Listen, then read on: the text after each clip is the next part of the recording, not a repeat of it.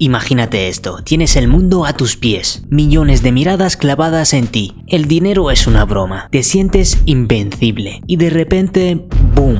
En un solo segundo, tu trono se desmorona, tu vida de ensueño se convierte en una pesadilla legal. Suena a película, ¿verdad? Pues no lo es. Esto le pasó a Fofo Márquez y lo que vas a ver te va a dejar sin aliento. Esto no es solo una historia, es una advertencia. Detrás del nombre que todos conocen como Fofo se esconde Rodolfo Márquez. Un chico que no nació, sino que aterrizó directamente en una cuna de oro. Su padre, no un simple empresario, sino un gigante en el negocio de las gasolineras y calzado en México. Un imperio que mueve miles de millones. La madre con importantes conexiones, lejos de ser solo una ama de casa. Para Fofo, la vida no era un problema a resolver. Era un patio de juegos infinito. Coches deportivos, viajes a Dubái como ir a la tienda, relojes que costaban más que un apartamento. ¿Te imaginas? Pero aquí es donde la historia da un giro inesperado. Y necesito que te quedes hasta el final para entenderlo bien. Fofo no solo tenía una billetera sin fondo,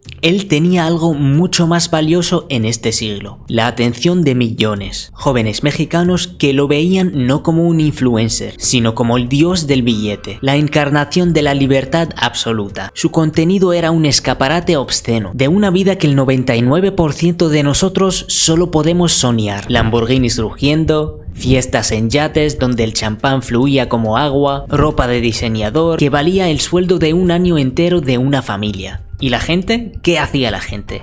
Lo amaba. Sus comentarios eran una cascada de admiración, de envidia, de adoración. Fofo se convirtió en la fantasía viviente de una generación entera. Pero no te engañes, el contenido de Fofo no era solo presumir de un estilo de vida. No.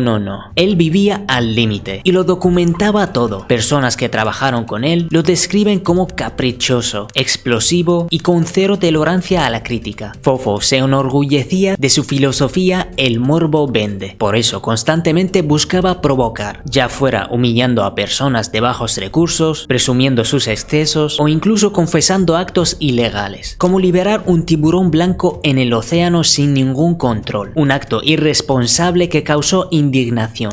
Fui la primera persona en el mundo, hasta ahorita yo creo que soy la única que ha tenido un tiburón blanco en cautiverio. ¿Tiburón blanco? ¿Es el más exótico que has tenido? Sí, porque solo ha habido 3. Uno en SeaWorld, que es un lugar público y se murió. Y otro que en un chino lo tenía. Cada una de sus polémicas parecía superar a la anterior. Y lejos de perder seguidores, ganaba más. Y eso solo alimentaba su ego y su falsa sensación de poder. Uno de sus momentos más polémicos fue cuando bloqueó un puente en Guadalajara con sus autos de lujo. Miren, cerré periférico para mí solo. Una vez mostrando más lo que puede hacer el dinero y el poder aquí en México, Illuminati.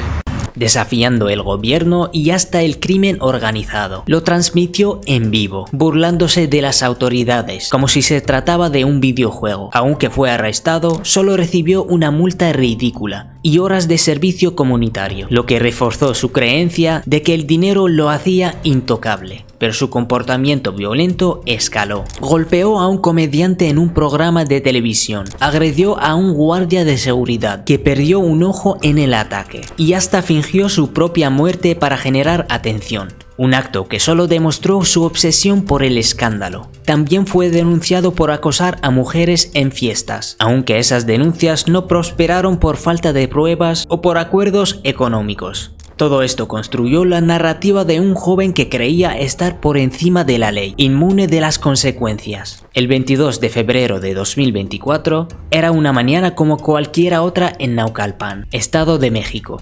Edith, una mujer de 52 años, trabajadora, madre, salía de casa. Nunca imaginó que ese día se encontraba con el lado más oscuro y peligroso de la fama digital mexicana. Mientras Edith intentaba estacionar su camioneta, rozó el espejo lateral del coche de Fofo. Él apareció, sin control, sin cuidado, sin pensar en las consecuencias. Lo que pasó después no fue un accidente. La reacción de Fofo, después de golpear brutalmente a una mujer inocente, es lo que hizo que todo México se estremeciera. Y aquí es donde tienes que poner máxima atención. Según los testigos, Fofo no mostró ni una pizca de remordimiento. Cero, nada. Mientras Edith era golpeada y humillada en el estacionamiento, este chico estaba más preocupado por su coche. Su actitud era arrogante, desafiante, como si la agresión fuera un simple inconveniente en su día. Pero lo que va a hacer que se te resuelva el estómago son los audios filtrados. En ellos, supuestamente Fofo se burlaba de la agresión, se enorgullecía de sus actos. No le importaba el estado de Edith, ni sentía culpa, solo le preocupaba cómo el incidente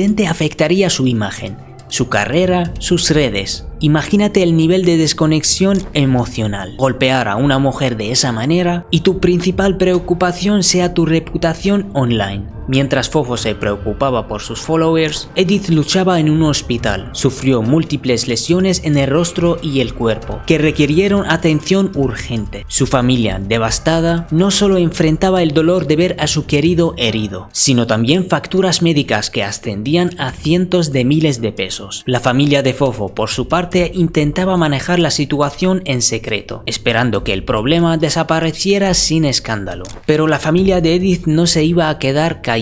Decidieron luchar por justicia. Contrataron abogados, dieron entrevistas, usaron las mismas redes sociales de Fofo para contar su verdad. Y aquí es donde la historia se pone realmente interesante, porque cuando las autoridades investigaron a fondo, lo que encontraron fue impactante. Los vídeos de cámaras de seguridad, los testimonios de los testigos y sí, hasta el propio historial de Fofo en redes. Todo los llevó a una conclusión que nadie esperaba. La Fiscalía del Estado de México acusó a Fofo Márquez no solo de agresión, sino de feminicidio en grado de tentativa. ¿Qué significa esto? Que las autoridades creyeron que había elementos de violencia de género, intencionalidad y circunstancias agravantes que justificaban este cargo gravísimo, que puede llevar a décadas en prisión. Para que te hagas una idea de la seriedad, es uno de los delitos más graves del Código Penal mexicano. No es algo que los fiscales tomen a la ligera. Necesitan pruebas sólidas de intencionalidades y circunstancias que van mucho más allá de un simple altercado.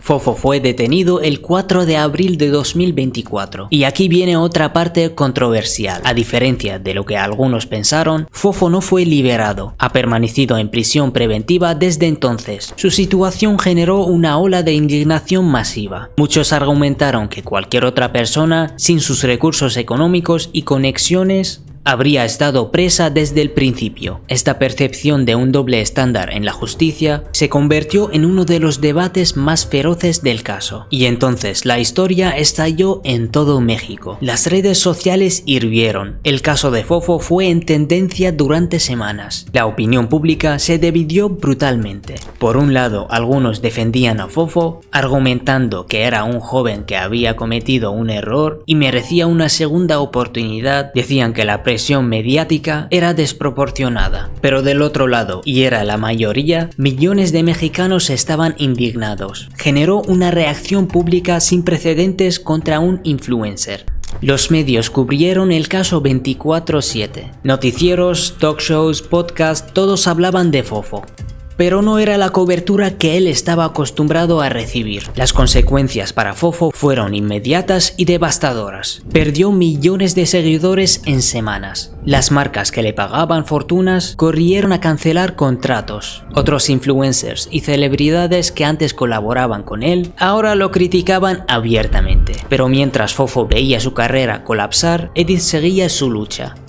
Tras recibir atención médica, los médicos fueron claros. Las consecuencias podrían ser duraderas. El caso de Fofo Márquez se convirtió en mucho más que una historia sobre un influencer. Se convirtió en un símbolo de problemas profundos en nuestra sociedad. La cultura de la fama sin responsabilidad, donde jóvenes promueven comportamientos peligrosos, sin pensar en las consecuencias. La desigualdad ante la justicia, donde el dinero puede influir en las consecuencias. Y el impacto tóxico que cierto contenido puede tener en jóvenes. Su caída definitiva llegó cuando las cámaras lo grabaron cometiendo un crimen que ni su fortuna pudo tapar. Hasta el día de hoy, el proceso legal de Fofo sigue desarrollándose. Esta historia nos enseña algo fundamental en la era digital. No importa cuántos seguidores tengas, cuánto dinero o qué tan famoso seas, las acciones tienen consecuencia, y cuando esas acciones lastiman a personas inocentes, ninguna cantidad de fama o dinero puede borrar el daño causado. Y Fofo Márquez es el ejemplo perfecto de lo que pasa cuando olvidas esa lección fundamental.